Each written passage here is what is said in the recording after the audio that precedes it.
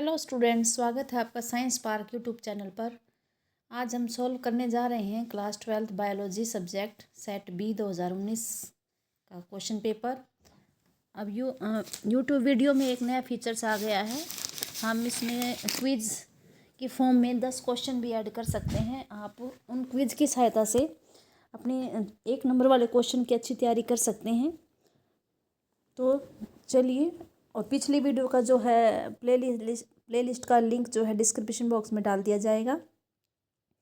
आपको क्विज़ कहाँ दिखाई देगा? जब आप वीडियो प्ले कर रहे होंगे तो वहाँ जब आप साइंस पार्क यूट्यूब चैनल जो चैनल का नाम है उस पर क्लिक करेंगे तो नीचे डिस्क्रिप्शन बॉक्स खुलेगा। वहाँ पर नीचे जाकर आपको ये सभी क्वेश्चन नज़र आ जाएंगे। वहाँ से आप इनको सॉल्व कर सकते हैं, अपना आंसर दे सकते हैं और अपनी तैयारी के बारे में पता लगा सकते हैं आपकी कैसी तैयारी है, को कितना आता है। चलिए आज स्टार्ट करते हैं।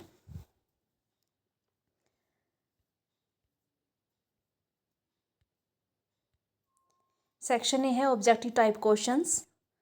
पहला क्वेश्चन है which of the following syndrome is an example. Polyploid का एग्जाम्पल कौन है? डाउन, क्लिनफेल्टर, टर्नर, तीनों जो ये एन्यूप्लॉइड के एग्जाम्पल है। तो ये डी ऑप्शन आ जाएगा, none of this. Which fish like reptile evolved probably 200 million years अगो।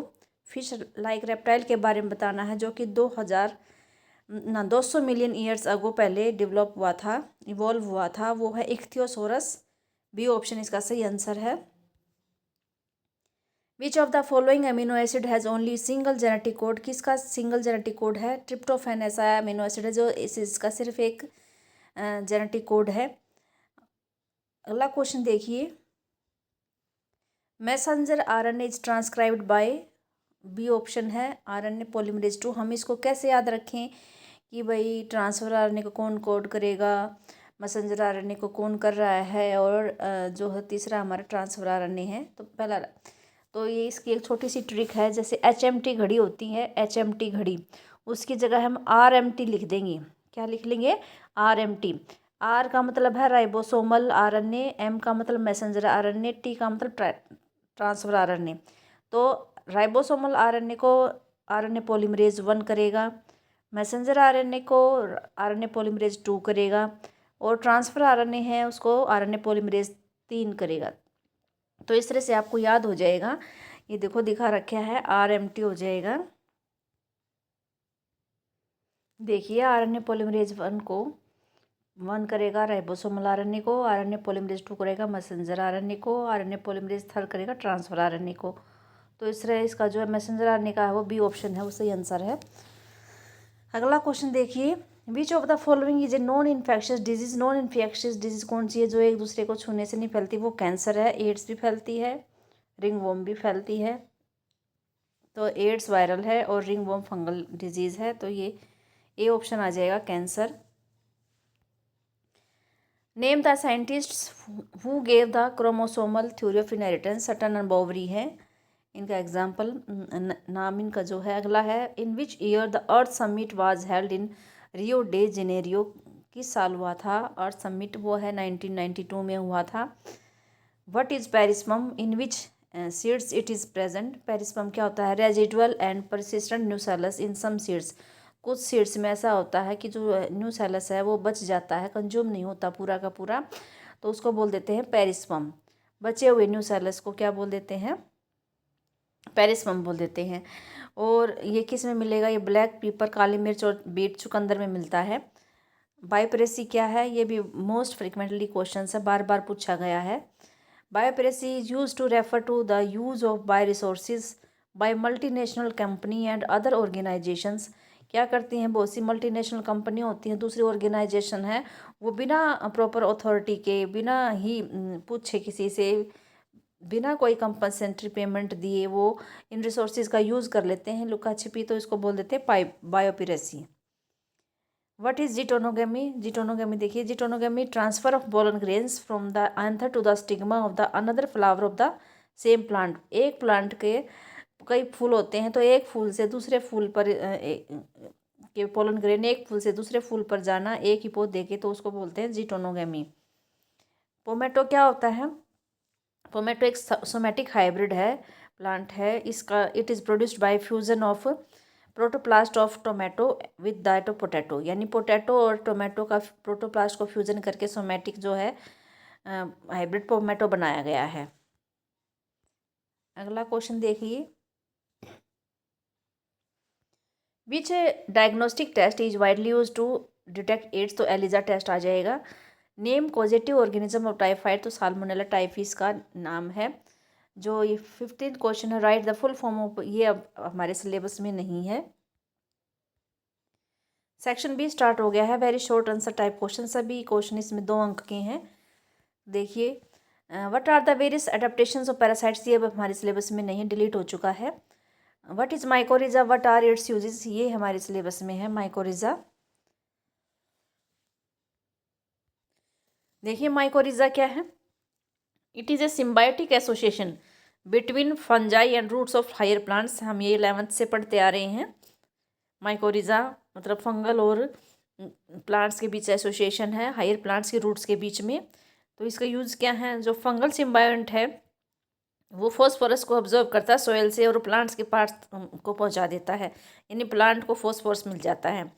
और दिस प्लांट्स आर रेजिस्टेंट, अगर ये प्लांट फिर क्या हो जाते हैं, जो जिसमें ये जिसके साथ ये फंगल एसोसिएशन है, वो plants resistant to root borne pathogens, यानी कि उनको जो रूट वाली बीमारियां होती हैं वो नहीं होंगी। टोलेरेंस हो जाते हैं टू सैलिनिटी के, and draught and overall increase in plant growth, plant की ग्रोथ और डेवलपमेंट की ग्रोथ बढ़ जाती है। तो ये इसके यूजेज हो जाएंगे। अगला क्वेश्चन है, what is by chemical oxygen demand, BOD क्या है, व्हाट डज इट इंडिकेट, ये क्या इंडिकेट करती है।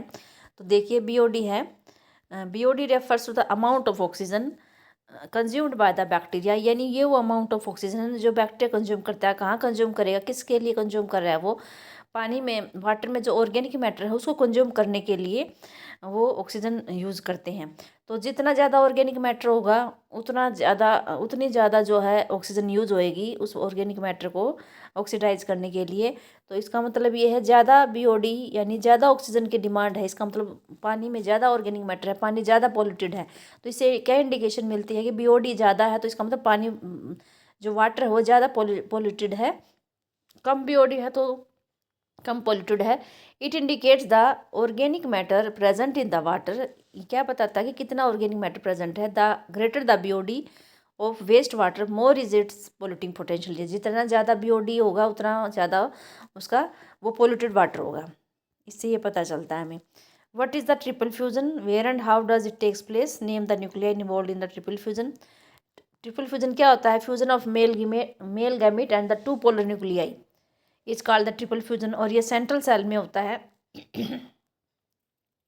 इसमें क्या होता है, एक मेल गैमेट तो आता है से पोलन ट्यूब से 2 मेल गैमेट होते हैं, एक मेल गैमेट आएगा और पोलन न्यूक्लियाई के पास और के साथ फ्यूज़ हो जाएगा और PEN बना लेता है, प्राइमरी एंडोस्पर्म न्यूक्लियस बना लेता है। और इसमें 3 न्यूक्लियाई इन्वॉल्व होते हैं, एक तो न्यूक्लियाई हो गया मेल गैमेट का और 2 न्यूक्लियाई होते हैं पोलर न्यूक्लियाई के।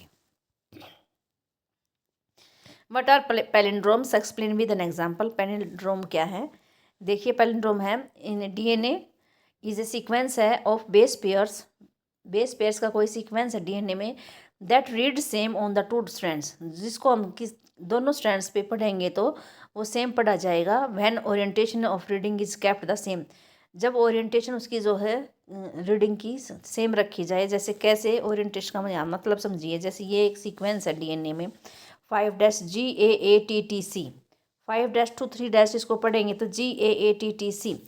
अब 5 नीचे वाले स्टैंड में भी हमें 5 to 3- ही पढ़ना है, यानी ये ओरिएंटेशन सेम रही।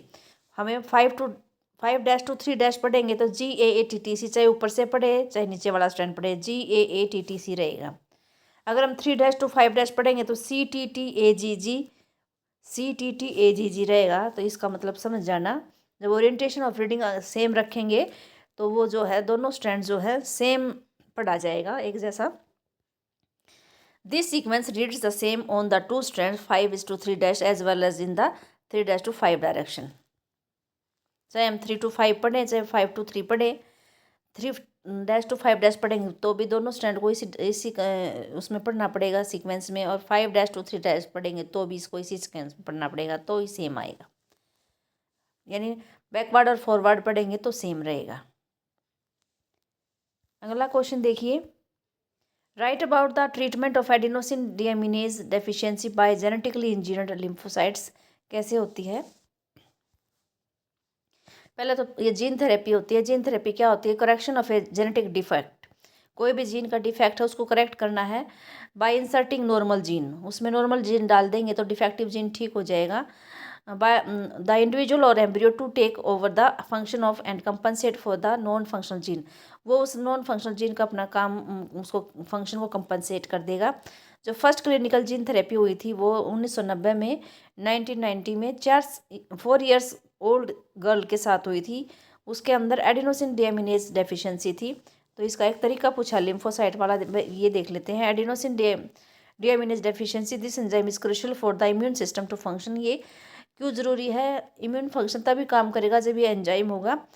As a first step towards gene therapy, lymphocytes को क्या किया गया था? पेशेंट के ब्लड से आइसोलेट कर लिया गया था और कल्चर में उसको कल्चर आउटसाइड द बॉडी उसका कल्चर कर लिया गया था। लिम्फोसाइट वहाँ से निकाल के उसमें कल्चर, फिर एक फंक्शनल CDNA बना ली थी यूजिंग ए रेट्रोवायरल वेक्टर से। एक CDA बनाकर उसको इंट्रोड्यूस कर दिया था, लिम्फोसाइट्स के अंदर डाल दिया था।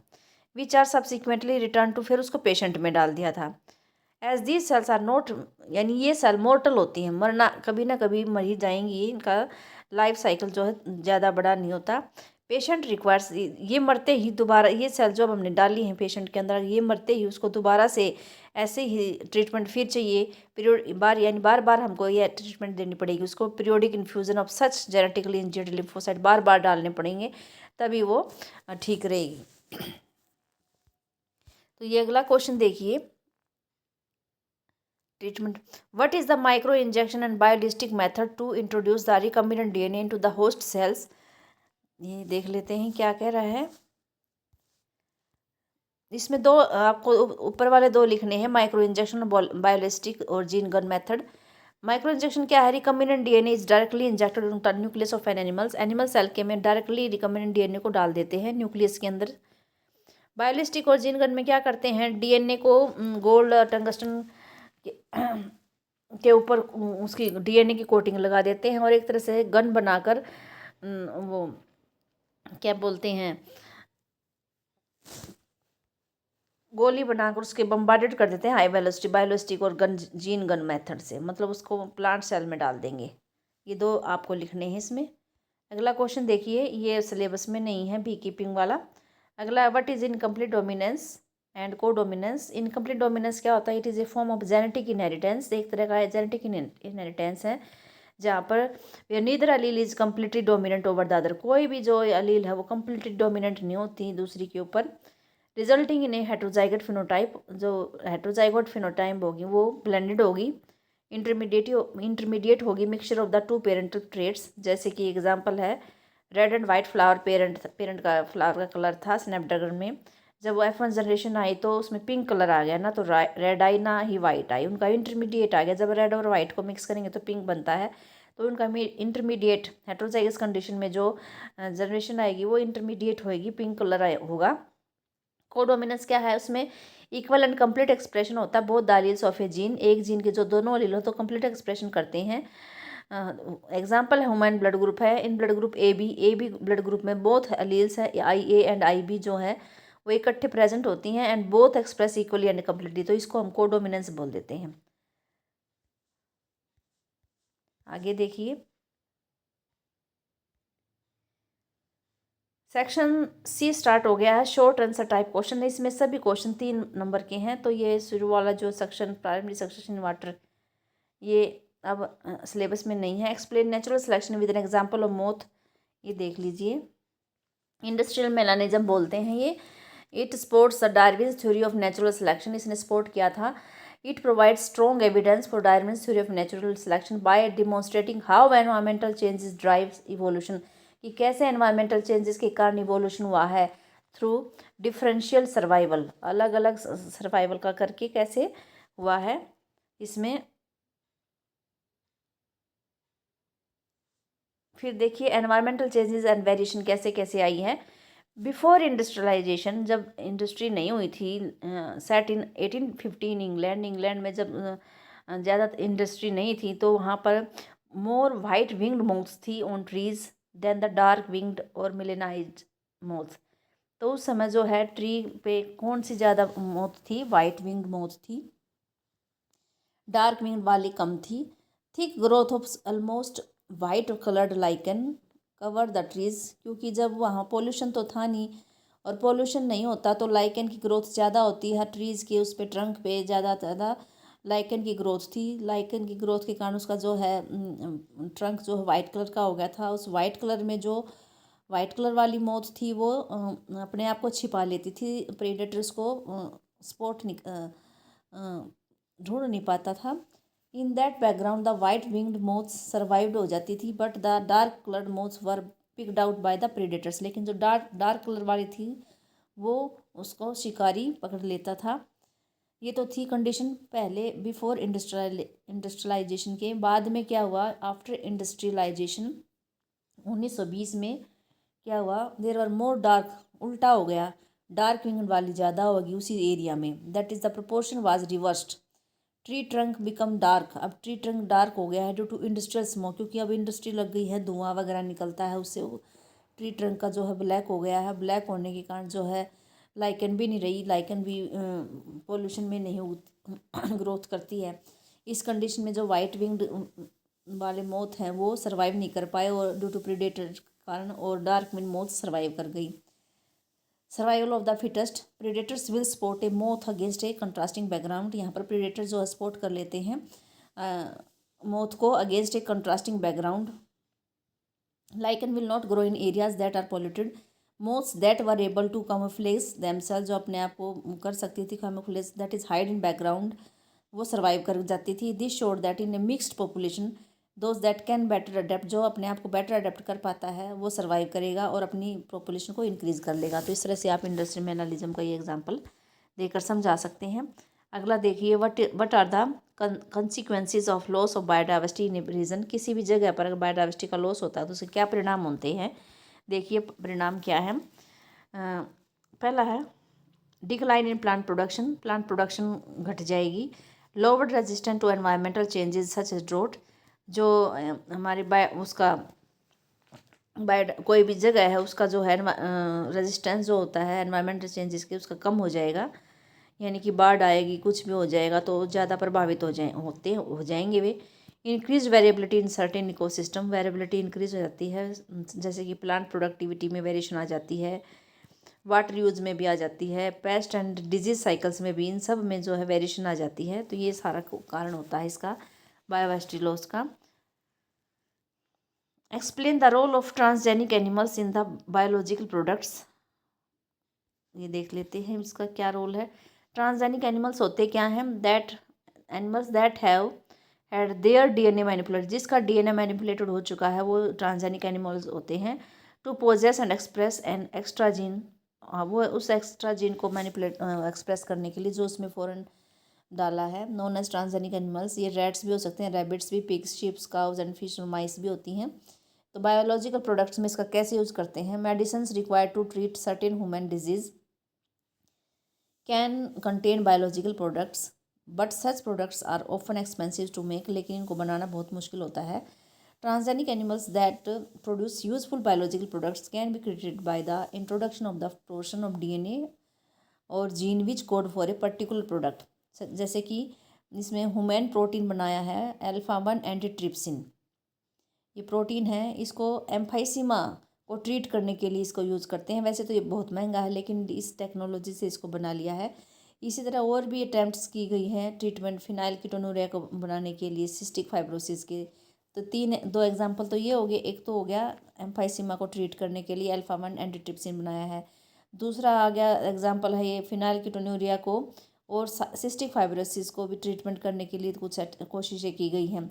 1997 में एक पहली ट्रांसजेनिक काऊ थी रोजी, वो ह्यूमन प्रोटीन अनरिच्ड मिल्क प्रोड्यूस करती थी। उसके मिल्क में 2.4 ग्राम पर लीटर जो है प्रोटीन होता है।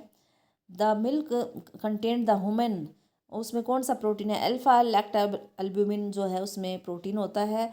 ये न्यूट्रिशनली मोर बैलेंस होता है, प्रोडक्ट होता है for human babies than the natural cow milk. तो ये इस तरह से फ़ायदेमंद है। ट्रांसजेनिक काऊ ये हो गया है। अगला देख लेते हैं, what are the harmful effects of the using tobacco. Tobacco use करने के क्या जो हैं हार्मफुल इफ़ेक्ट हैं। Tobacco contains a large number of chemical substances, उसके अंदर बहुत से केमिकल सब्सटेंस होती हैं, इंक्लूडिंग निकोटिन के साथ साथ, which is addictive nature. Addictive का मतलब हो जो तंबाकू खाता है वो उसका आदी हो जाता है। पहला जो इफेक्ट है इसका देखिए, tobacco smoking is associated with the increase incidence of cancers. जो तंबाकू खाते हैं, तंबाकू का सेवन करते हैं, धूम्रपान करते हैं, उनमें कैंसर की संभावना बढ़ जाती है। Lung cancer, urinary bladder cancer, throat गले का कैंसर, टोबैको च्यूइंग, कई लोग तंबाकू को चबाते भी हैं तो उससे ओरल कैविटी का भी कैंसर हो जाता है, रिस्क बढ़ जाता है उसका। दूसरा है टोबैको स्मोकिंग, धूम्रपान से जो है रेस्पिरेटरी डिजीज़ भी हो जाती हैं, जैसे कि bronchitis, emphysema, coronary heart disease भी हो जाती है, गैस्ट्रिक अल्सर भी हो जाता है। तीसरा है tobacco smoking increases the carbon monoxide content in the blood. Blood में क्या है, कार्बन मोनोऑक्साइड का कंटेंट बढ़ जाता है और concentration of haemoglobin bound oxygen, haem bound oxygen की वो कम हो जाती है और इससे क्या होता है, ऑक्सीजन की डेफिशिएंसी हो जाती है बॉडी में, और ऑक्सीजन की कमी होने से फिर ग्लूकोज का भी कंप्लीट वो ब्रेक डाउन नहीं होगा और एनर्जी भी नहीं निकलेगी। तो इस तरह से ये हार्मफुल इफेक्ट हो गए टोबैको के। अगला क्वेश्चन क्या है, why Drosophila melanogaster was found suitable for Morgan's work. ये देखो इसके कारण है, it has fast and short life cycle, छोटी लाइफ साइकिल है इसकी, लगभग 2 वीक्स है। It has only 4 pair, chromosome की संख्या भी 4 ही है और क्विकली रिप्रोड्यूस करती है। ये सिंगल मेटिंग से बहुत से मतलब बच्चे भी बहुत ज़्यादा देती है, large number of progeny flies देती है। मेल एंड फीमेल्स को इजीली डिस्टिंग्विश कर सकते हैं। It has many types of hereditary disease, hereditary variations बहुत होती हैं इसके अंदर, उनको सिंपल माइक्रोस्कोप के अंदर देखा जा सकता है, इसलिए ये सभी इसमें गुण हैं, इसलिए मॉर्गन ने इसी को चुना था। अगला देखिए, describe various intra uterine devices. IUDs देखिए, these devices are inserted by doctors और expert nurses in the uterus through the vagina. IUDs are presently available as the, किस तरह से प्रेजेंट है, एक तो नॉन मेडिकेटेड लूप आईओडीज के फॉर्म में प्रेजेंट है, लिप्स लूप बोलेंगे इसको। कॉपर रिलीजिंग आईओडी है कॉपर टी, कॉपर 7, मल्टीलोड 375। ये क्या करते हैं, copper ion released suppress sperm motility को सप्रेस कर देते हैं, and the fertilising capacity of the sperm, उसको भी ये रिड्यूस कर देते हैं, सप्रेस कर देते हैं। हार्मोन रिलीजिंग आईओडीज है प्रोजेस्टासर्ट, LNG20। ये मेक यूट्रस अनसुटेबल बना देते हैं यूट्रस को फॉर इम्प्लांटेशन के लिए, and cervix hostile to the sperms. Common function of all IUDs क्या है, increasing the phagocytosis of the sperm within the uterus, uterus में स्पर्म का फैगोसाइटोसिस बढ़ा देते हैं ये सभी IUDs. IUDs are ideal contraceptive है for the females who want to delay pregnancy and space children, जो प्रेगनेंसी को डिले करना चाहती है या दो बच्चों के बीच में स्पेस चाहते हैं। It is the one of the most widely accepted methods of contraception in India. ये हो गया अब हमारा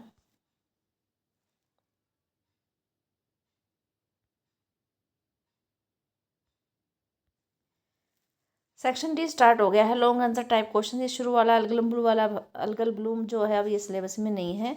अगला देख लेते हैं, ये भी नहीं है, ग्रीन हाउस इफेक्ट भी नहीं है। अब है describe the chemical structure of A polynucleotide chain of DNA. DNA का केमिकल स्ट्रक्चर देख लेते हैं। देखिए chemical structure of polynucleotide chain DNA, एक न्यूक्लियोटाइड में 3 कंपोनेंट होते हैं, अच्छे से ध्यान से कर लेना। A nitrogen base, A पेंटो sugar जो है आरएनए में तो राइबोज होगा और डीएनए में डीऑक्सीराइबोज होगा, एंड ए फॉस्फेट ग्रुप। 3 चीज़ होगी, नाइट्रोजन बेस, शुगर जो कि पेंटो शुगर है, डीऑक्सीराइबोज शुगर है डीएनए में, और तीसरा phosphate group. There are 2 types of nitrogen base. अब जो नाइट्रोजन बेस हैं वो कितने तरह के होते हैं, वो 2 तरह के होते हैं, प्यूरिन्स में आ जाएगा एडिनाइन एंड ग्वानिन, और दूसरा है पायरिमिडीन्स, इसमें साइटोसिन, यूरेसिल एंड थायमिन है। यूरेसिल आरएनए में होता है, साइटोसिन थायमिन और ये डीएनए में होते हैं। Cytosine is common for both DNA and RNA, and thymine is present in the DNA. Uracil is present in RNA at the place of the thymine. आप यहाँ सिर्फ डीएनए का जिक्र कर सकते हैं, आरएनए वाला मत लिखना। A nitrogenous base is link to the OH of first carbon pentose sugar में। जैसे पेंटोस शुगर है तो इसका पहले कार्बन के साथ कौन जुड़ेगा, नाइट्रोजनस बेस जुड़ेगा पहले कार्बन के साथ। देखिए इसमें दिखा रखा है, ये जो टी है ये नाइट्रोजन बेस है, ये पेंटोस शुगर है, तो यहाँ जो है यहाँ जुड़ा हुआ ये इसका जो है फर्स्ट कार्बन है। पेंटोस शुगर के फर्स्ट कार्बन से कौन ऐड हो रहा है, नाइट्रोजनस बेस ऐड हो रहा है। और जब फर्स्ट उससे ऐड हो जाता है तो वहाँ जो बॉन्ड बनेगा वो एन ग्लाइकोसिडिक बॉन्ड होगा। एन यहाँ जो बनेगा कार्बन 1 और नाइट्रोजनस बेस के बीच में जो लिंक बना है वो ग्लाइकोसिडिक बॉन्ड बनेगा। और ये बनने के बाद शुगर और नाइट्रोजन बेस जुड़ने के बाद ये बन जाता है न्यूक्लियोसाइड। इनको एडिनोसिन, डीऑक्सी एडिनोसिन, डीऑक्सीगुआनोसिन, डीऑक्सीसाइटिडिन और डीऑक्सीथाइमिडिन भी बोल देंगे। मैंने फॉस्फेट ग्रुप जब, अब ये दो चीज़ों को तो न्यूक्लियोसाइड बोल रहे, तीसरा जो है फॉस्फेट ग्रुप जब ऐड होता है, अब ये फॉस्फेट कहाँ पर ऐड होगा, पहले कार्बन पे तो होगा नाइट्रोजन बेस। अब पाँचवें कार्बन पर link to OH of the पाँचवा कार्बन का जो OH होगा उसके साथ न्यूक्लियोसाइड का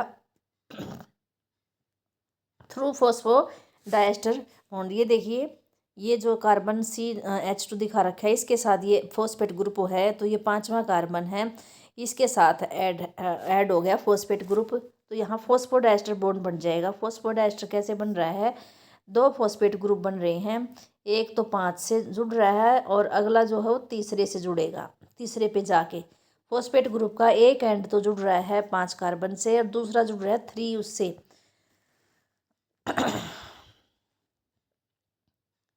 अब फॉस्फेट ग्रुप जुड़ने के बाद ये न्यूक्लियोटाइड हो जाता है, तो इसको बोलेंगे डीऑक्सी न्यूक्लियोटाइड।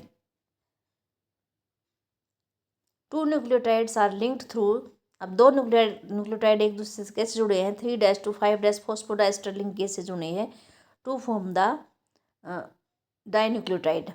यानी दो न्यूक्लियोटाइड जुड़ देंगे तो उसको डाइन्यूक्लियोटाइड बोल देंगे। मोर न्यूक्लियोटाइड जुड़ जाएंगे तो इसी तरह से जुड़ते जाएंगे तो पॉलीन्यूक्लियोटाइड चेन बन जाएगी। A polymer thus formed has at one end a free phosphate moiety. इस पे देखिए, यहाँ देखिए 5' एंड पे ये वाला जो है 5' एंड पे फ्री फॉस्फेट मोइटी है ऑफ द राइबोस शुगर, ये राइबोस शुगर के ऊपर है। Which is refer to as 5' end, उसको हम 5' एंड बोल देंगे।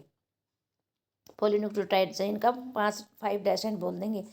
दूसरे एंड पे क्या है, इधर देखिए नीचे यहाँ पर 3' एंड दिखा रखा है।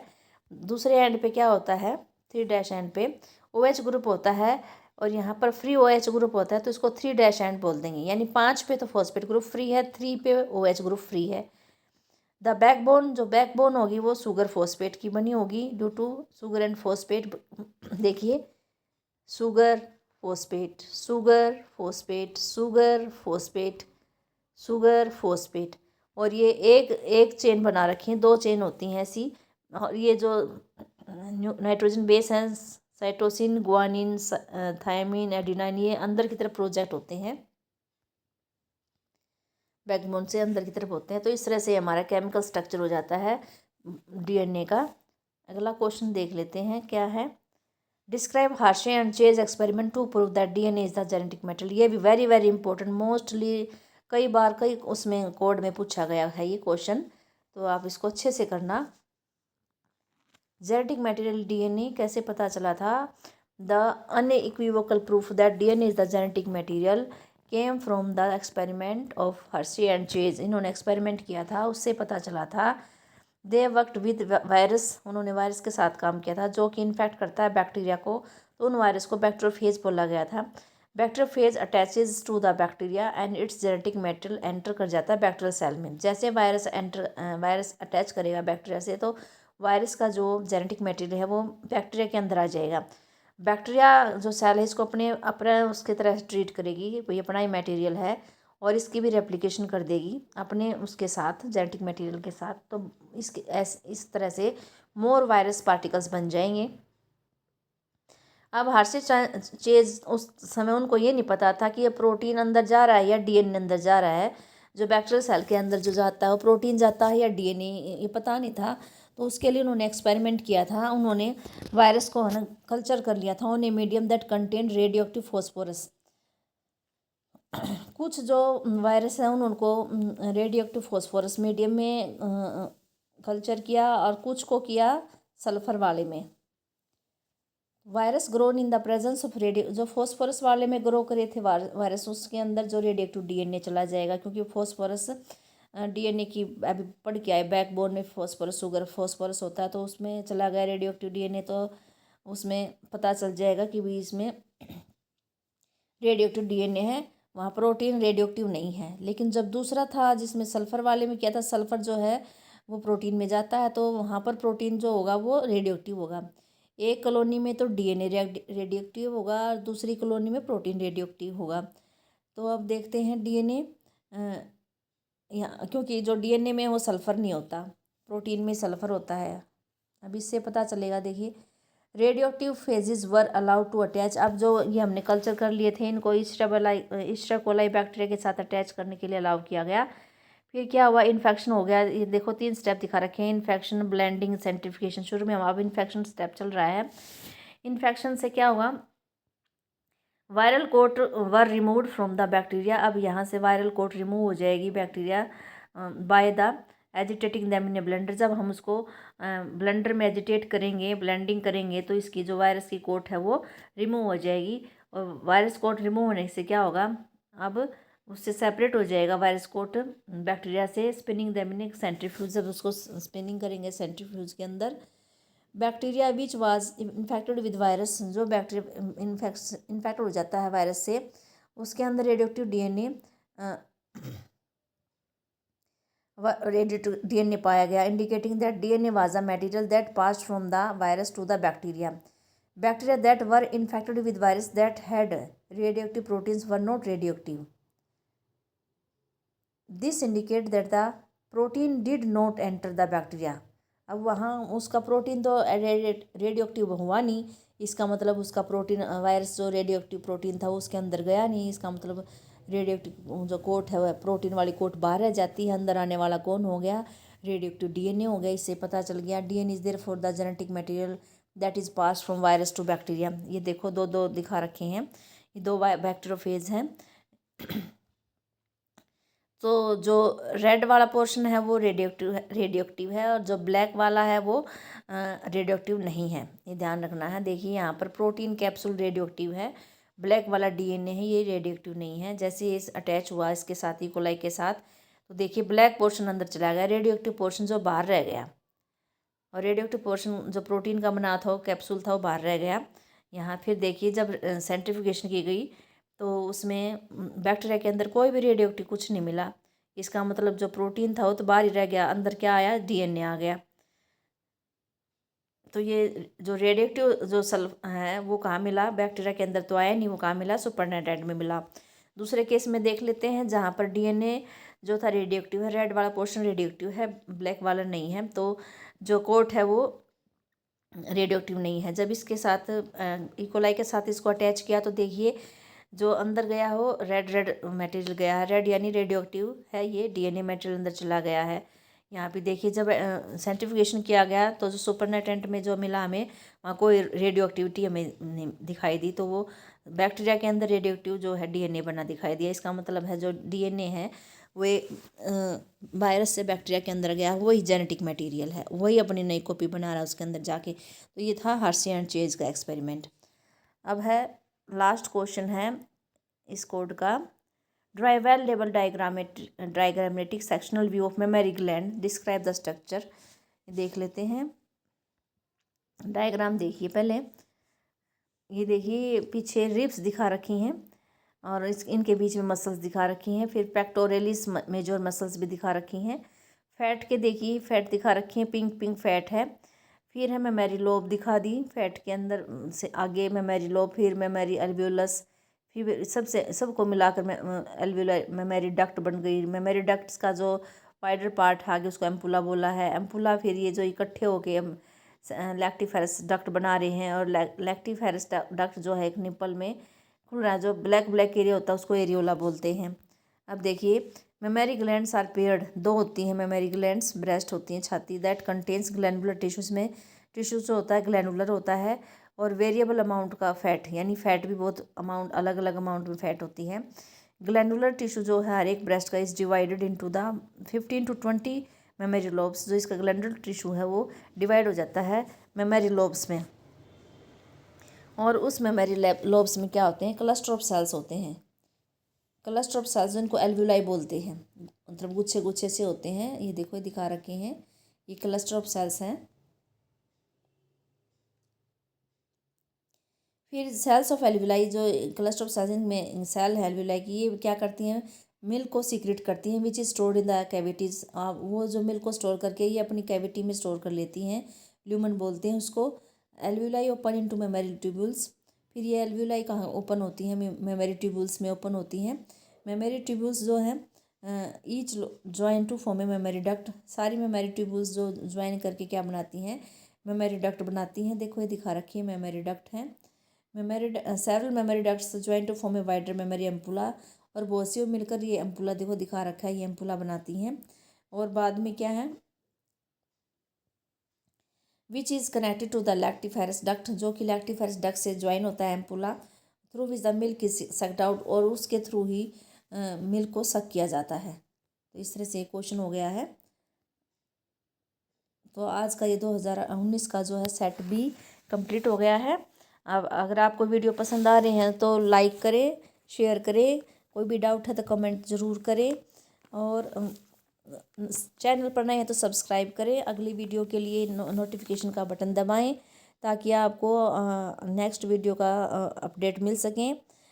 और वीडियो को ज़रूर लास्ट तक देखना, इसमें आपको क्विज़ भी मिलेगा। तो आज के लिए बस इतना ही, कल वीडियो मिलेंगे। कल वाली वीडियो है 2019 का सेट सी, जो आपके लिए बहुत ही फ़ायदेमंद होगा। देखते रहिए। कल मिलते हैं। Thanks for watching.